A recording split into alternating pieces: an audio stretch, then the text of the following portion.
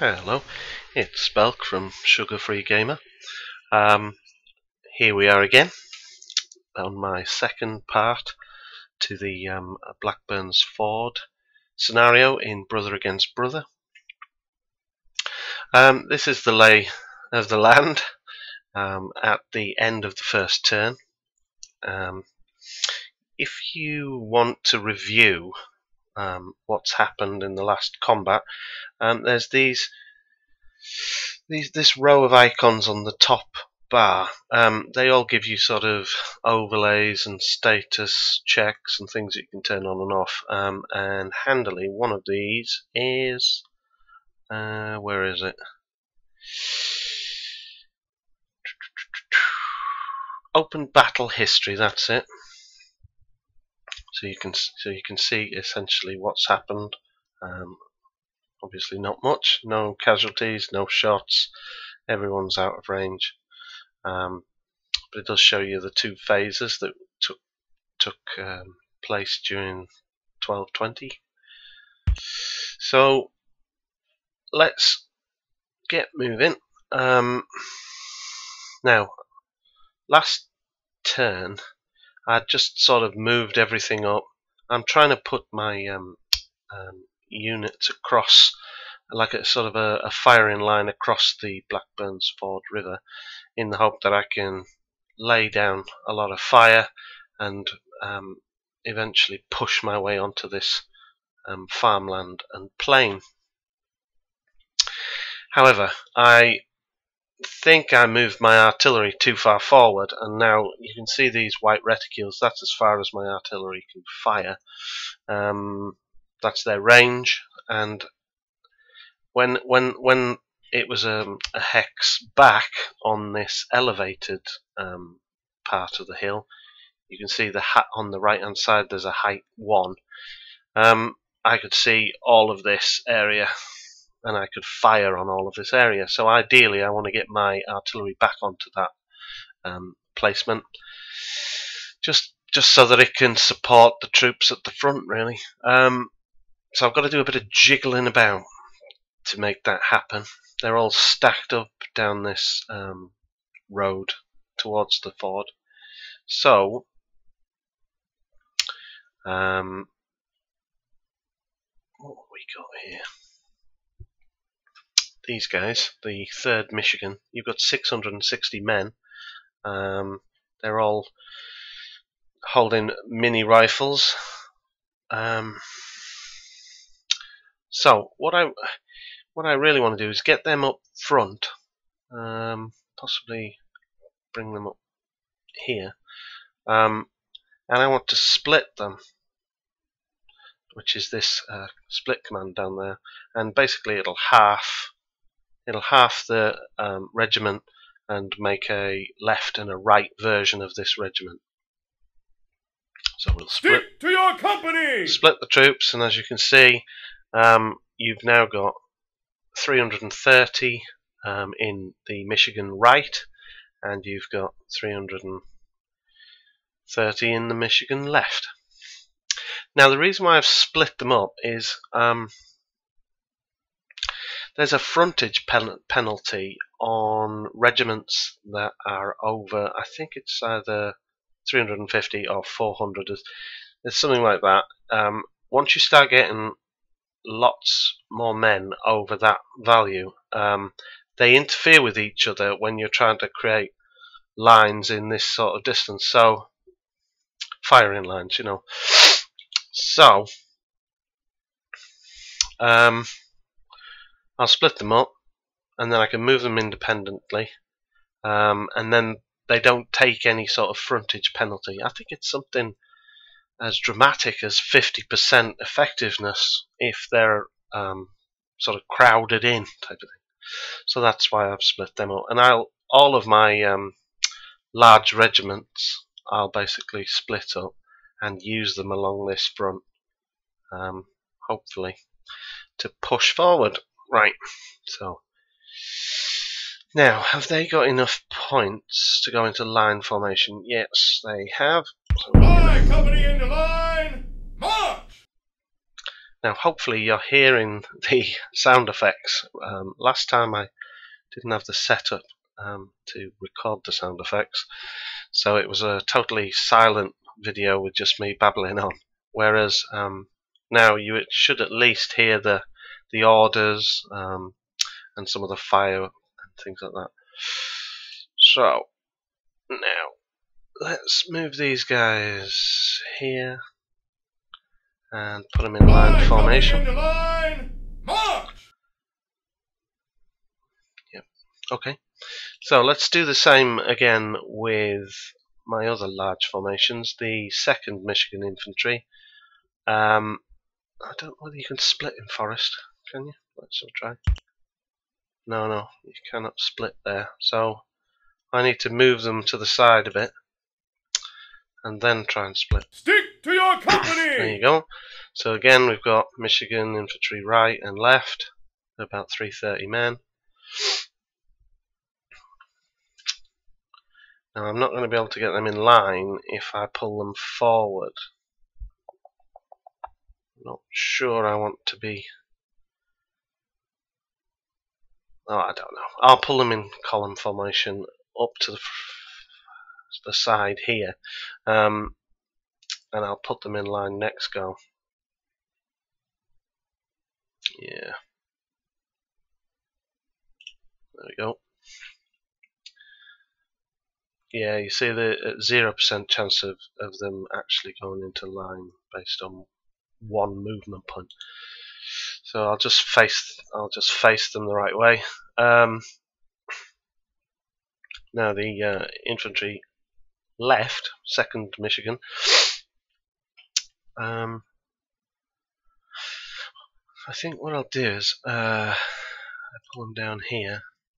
Now I can get them into line, so I'll pop them into line. You can see on these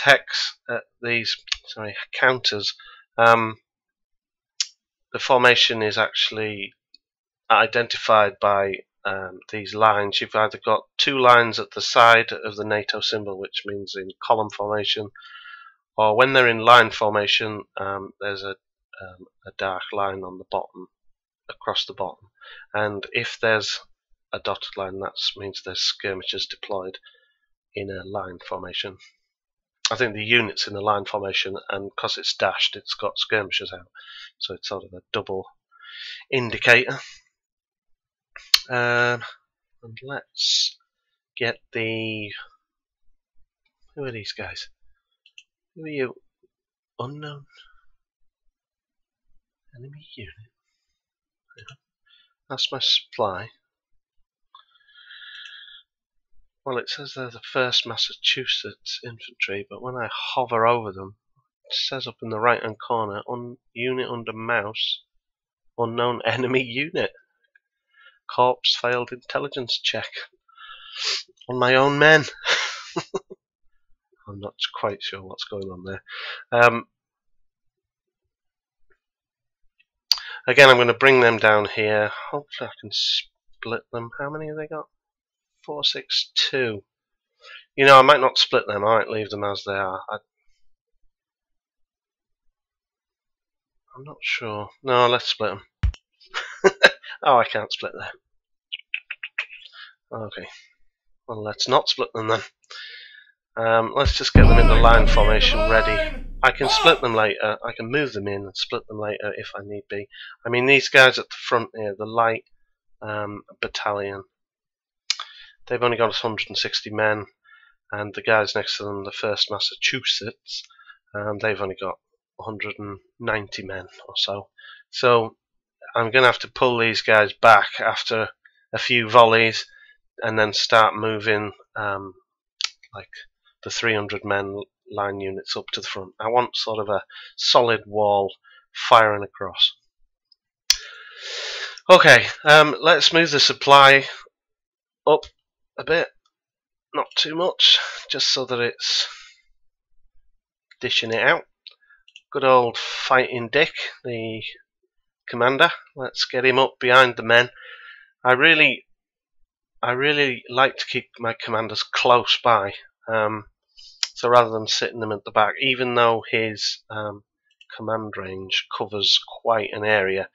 I prefer to have him up close and personal with the men, because if any unit routs, he can do the urge unit on them, and I think the closer he is to the unit, the better the chance you have of rallying around a routing unit. So I'm going to get him up and put him in the forest here. So let's get this artillery back onto this. That's better. Look at the coverage on that. Excellent. And I'll right click on this hex so that it faces the right direction when it's firing. I think there's a penalty when units are firing sort of behind them, behind their facing side. I think I could be making that up. And lastly, let's see, we've got the poor old 12th New York Infantry, 660 men in column formation. They're all smoothbore muskets. Let's swift them up. There we go. I'll leave them in column and get them up to the front here next go, and then I've more or less got all my units in place to start pushing forward on this area. I'll leave them all in advance at the minute while we're all moving up, and then once I get the 12th New York up to the front, then I'm going to go into assault mode, and that will give us a bit more clout when we're attacking. At the moment they're all just sort of setting up and marching about a bit and getting ready to, they will take shots, I'm sure of it, on the next turn. Now at this point, before I do anything drastic, I just wanted to mention that I posted up this AAR on Matrix forums, and the developers, they read the posts there about the game and that, and they were commenting about this video, and I just thought I'd sort of say thanks for taking notice of the players and what the players sort of suggestions have been taken into consideration. Some of them have been implemented. So yeah, thanks to Gil Renberg and Eric Babe for their comments. They don't mind coming on the forums and clarifying issues, or it's really good to see a game come out. It's got so much detail in it, and the guys who are knee deep in the code and the research and the history and that don't mind chipping in and giving you their advice. Good stuff. Right. So, what should we kick off now? I think it's probably time to end the turn, but what I was going to do was, normally I don't have the attack reports pop up every sort of engagement, every piece of contact, because it sort of slows the whole process down. It's interesting sometimes to see the modifiers and things like that, but for the first couple of turns, I think what we're going to do is show a toggle attack report during combat. So if I click on that button, that will toggle the attack report on, so that now when there's an exchange of fire, then a little report will pop up and give us the details, and I can show you some of the finer details of each of the shots made. There's some other things in this bar that you can toggle on and off. The casualties from last combat, you can turn that on, and then you'll get little numbers sort of staying where there was both friendly and enemy casualties, so they sort of stay on the map for a while, and it's useful If you're not sure what you're doing is right, you can turn that on, and if you start to see lots of friendly blue numbers on the map, you know you're doing something wrong. And if you see lots of pinky red numbers on the map, you know you're doing something right. So I may turn that on in a bit. Oh, there's the brigade orders overlay. I'll just show you that quickly. It sort of covers all the chits with their particular order, so you can see they're all, the majority of them are all in advanced order at the minute, but you've got the commander and the supply wagon still in marching column, and here's the 12th. So if you want an overview of what sort of orders each of your units have got on, are acting under,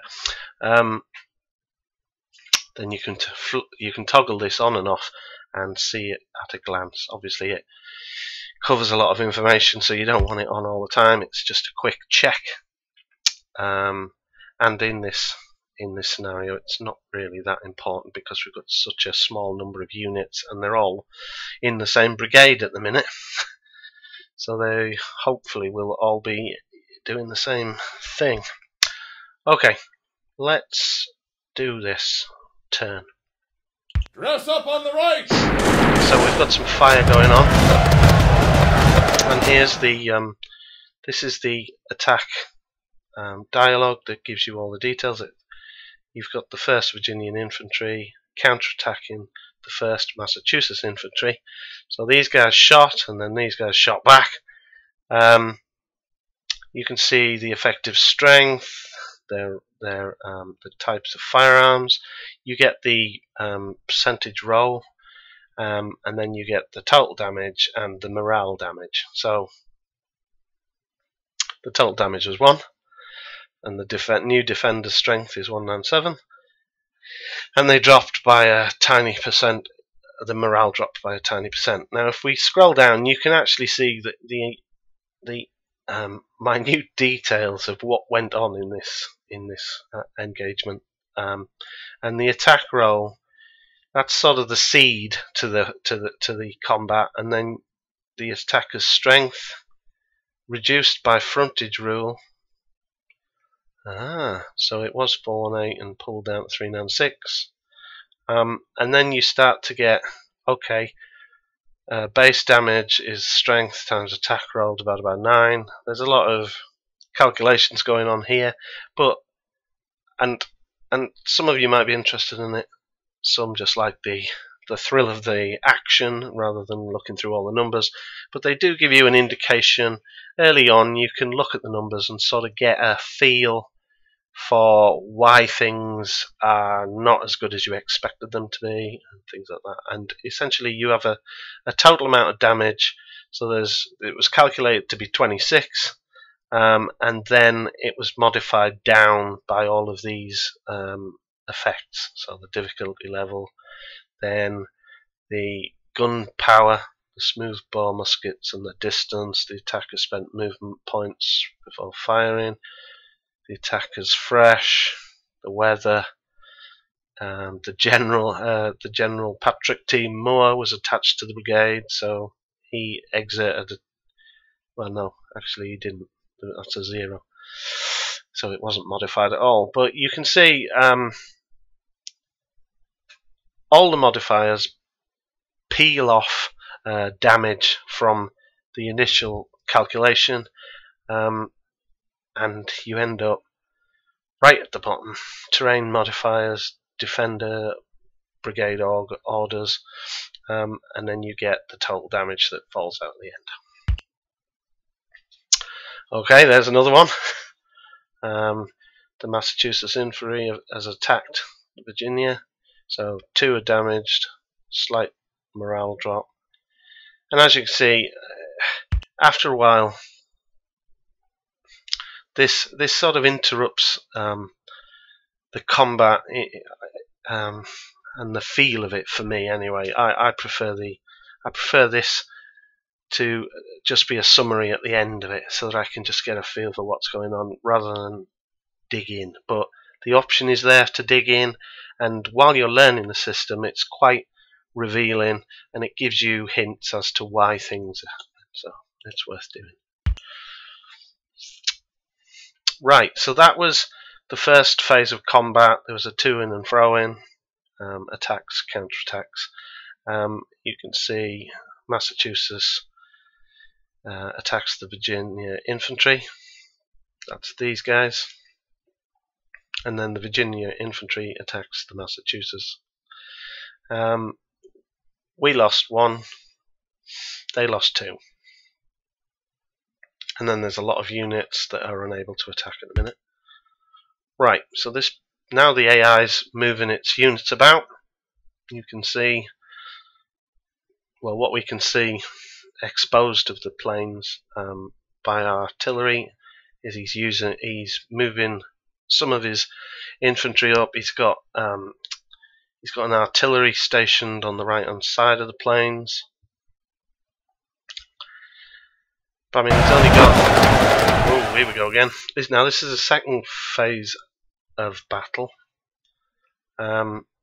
First Virginia counterattacks the second Michigan.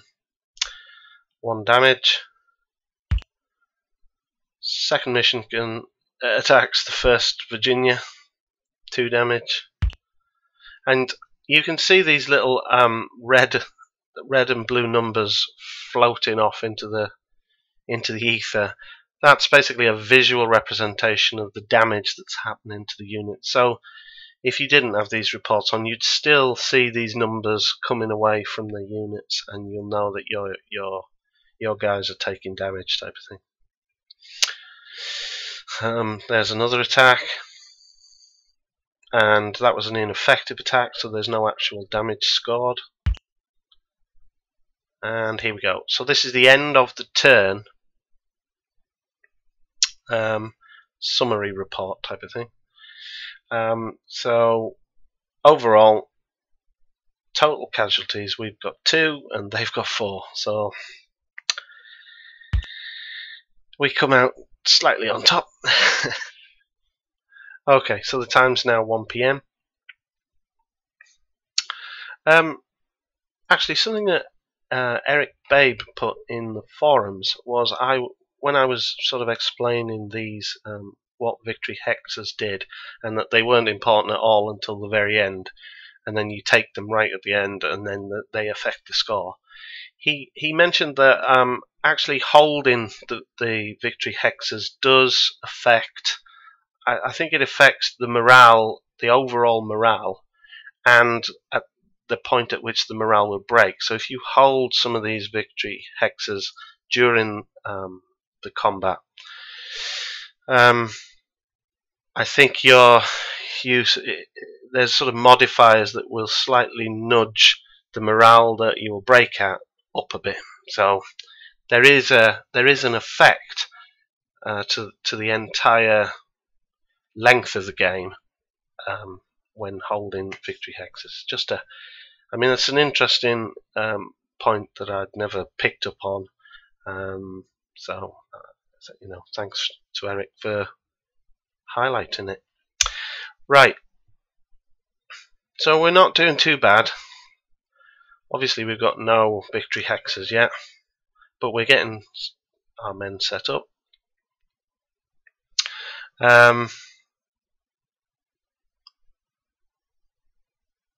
Why didn't I notice that? Where's that cavalry unit done a runner? I must have missed it. What's its morale hasn't dropped. Did it do a runner, or have I misclicked somewhere? Anyway, I'm not sure. You want to watch these cavalry? They're flighty kind. Okay, let's start to set our lines up where I want them. I'll move these guys up. The second Michigan I want in line formation. All right, company into line, march! And right. Now these are my weak units. Now I'm sort of thinking peel them across this stream on this bank, just so that they can annoy anything over here. They can sort of Let's move them over here. What can they? Are they still? They can't see. They can't fire on anyone. Anyway, I'm not sure whether that's a good thing or a bad thing.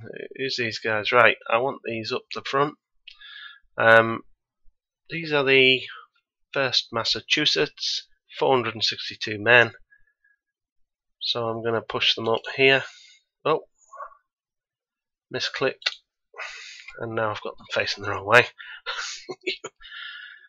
You fumbling fingers. Right.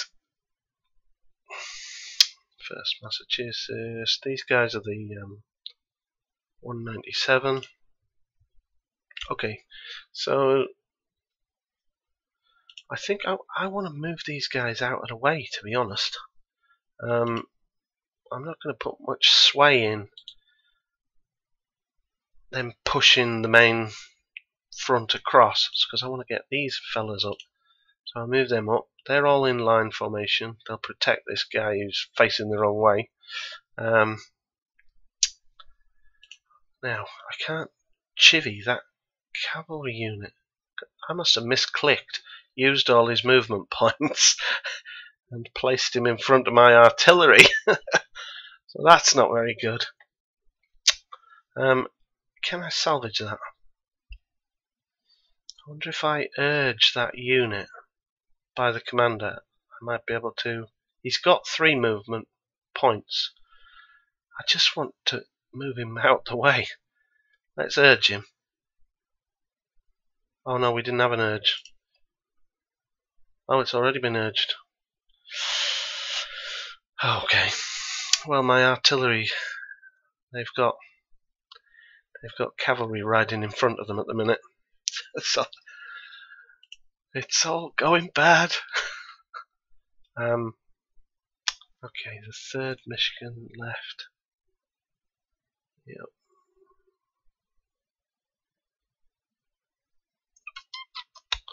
Do I want to put them on the edge of the creek, or is that bad news? If I put them there, they'll block the artillery next time when I get a free. You know what? Maybe I'm going to bring them over here and point them in. So I've got this line here. I need to get this line sorted. Move the cavalry out of the way. I'm going to move old Fighting Dick into the house, this building, and move the supply wagon. Oh no, I'm not. I'm going to leave the supply wagon where it is because I can't. These based on the formation of the unit, you can't move too close to a known enemy unit with certain guys, so I just leave them where they are. Okay, let's get the 12th New York Infantry down. Here we go, lads. Now I've got 600 guys, I think, in this unit. So I'm going to pull them down here.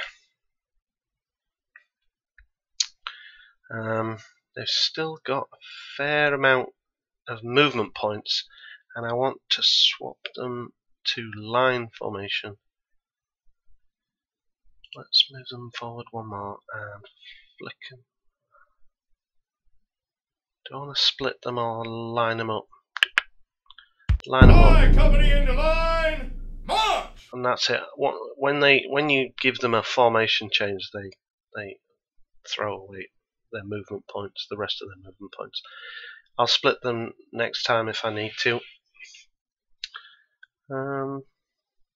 Okay, that's about all this turn, I think. I'll just make sure. Make sure it's all clear. I can't see anything moving in on our side or anything like that from this ford down here, Mitchell's Ford. So I think it could be time to give it another crack. Now I need to turn off the attack reports. So now I won't get a report every go. If I turn on that is the casualties from the last combat. So now you can see the big 2 there and the 1 there. Obviously, they are cumulative, but not from the first turn, I don't think. They don't just keep tallying up. I think it's only from the last session of combat that you see them. Okay. Let's rock and roll with that. Ready? Oh, good lads. Keep your fire steady. So my line troops are Load at will. getting some fire in. Excellent. The 2nd Michigan, left and right, and the 3rd Michigan, they all had a good crack.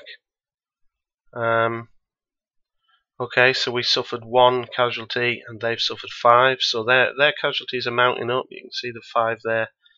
And again, we've got a lot of units that can't attack at the minute.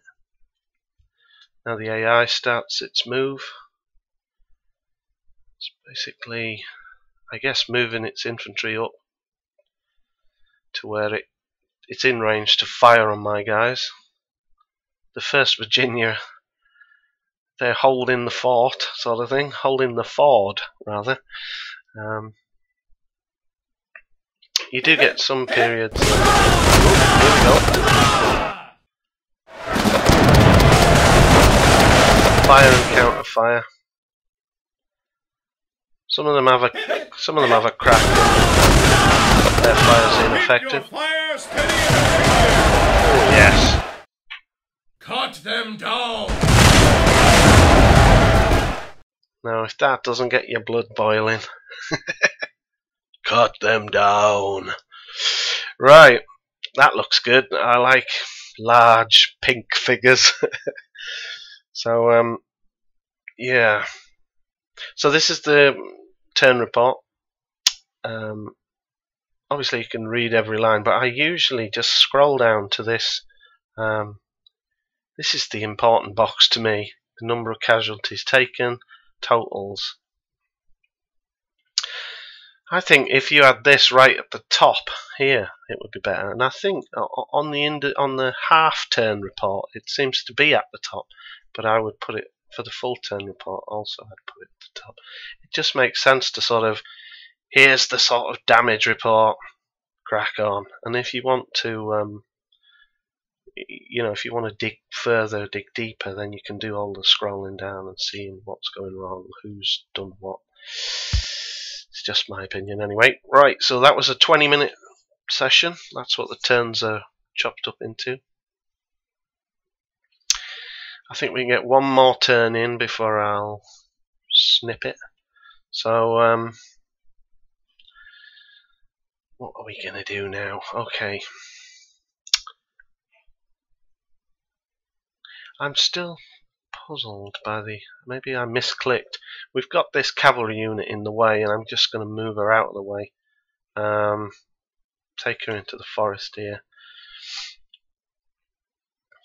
I mean, their morale's alright. It must have been a misclick on my part. I'll have to watch the video and slow it down and find the point where I messed up. There might be a few of those coming up. Okay, we've got the 3rd Michigan right. Now they've got mini rifles, and if you look, it's 187, 125, 31, 31, 31. So they've got quite a long range. I can leave them there, I think, and then they'll still crack away at things on the edge of this. I don't want to move them to the edge of the river. I'm not really sure what are the combat modifiers applied when you're fighting on the edge of a riverbank, but I can't imagine that's the best place to stand across from. And in fact, that you can see there's a red reticule over there. I believe if that unit is targeting someone, then when you highlight them, you'll see who they're actually going for. Maybe someone will clarify that for me, whether that's true or not, but that's what I've taken it as. Now, here's the guys, the New York, the 12th New York, 660. I want to split these guys up. Stick to your company! So there we go. I'm going to move them all along a bit.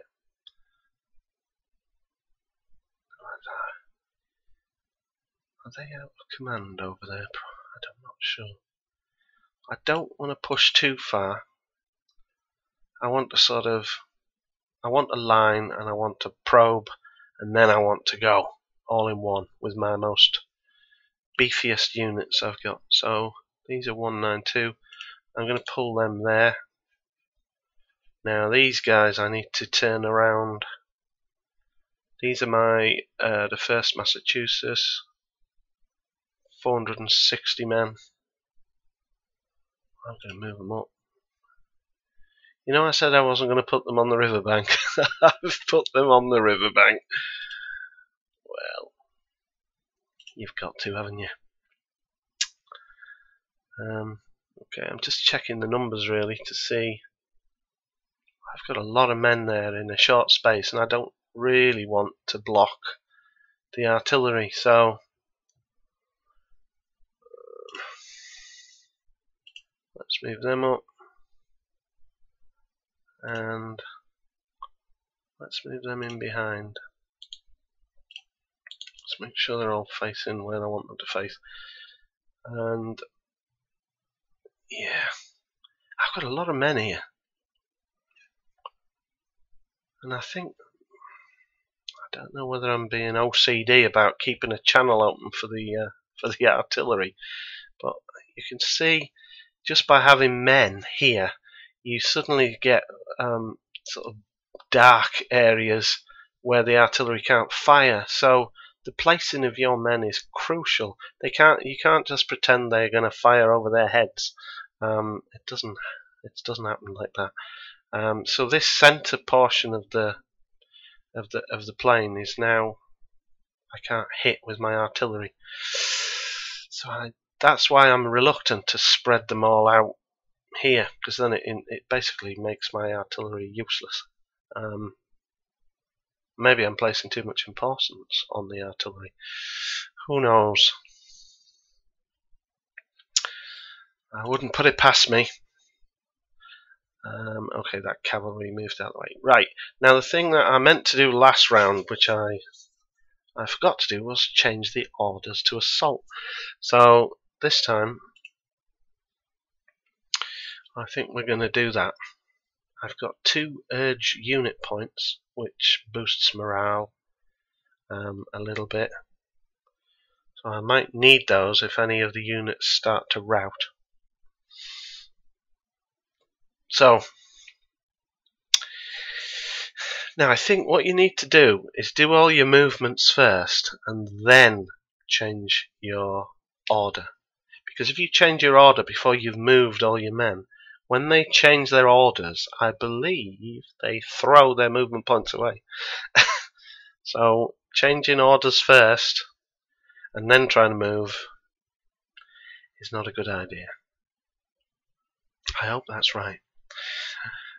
So we're going to go from advance, which is useful for approaching the enemy. So you sort of you take 25% less damage in combat. I'm going to move it up to assault, which means they move at half their normal rate, but they can inflict 25% more combat damage, which is what I want. So there we go. 4th Brigade successfully changed orders. Fantastic. Okay, just time to get this last round of combat in, I believe. So let's end the turn. Don't let your men...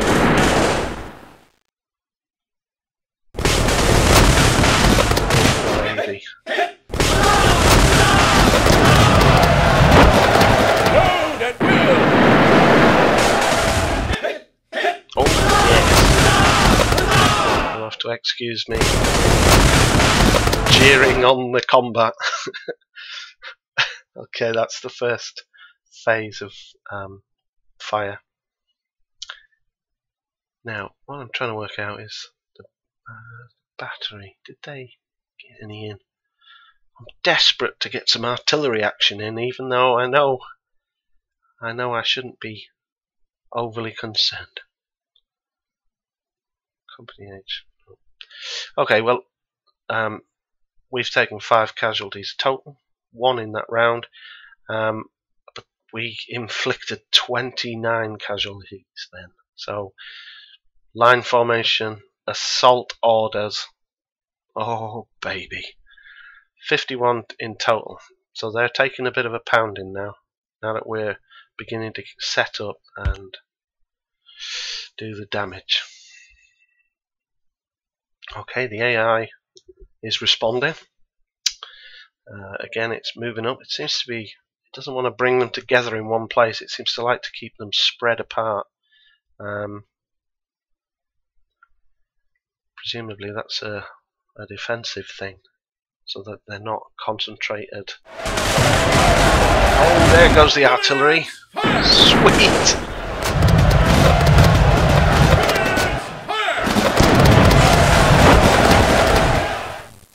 Excellent. We got some artillery action. Okay. Right, we suffered 2 and they suffered 8.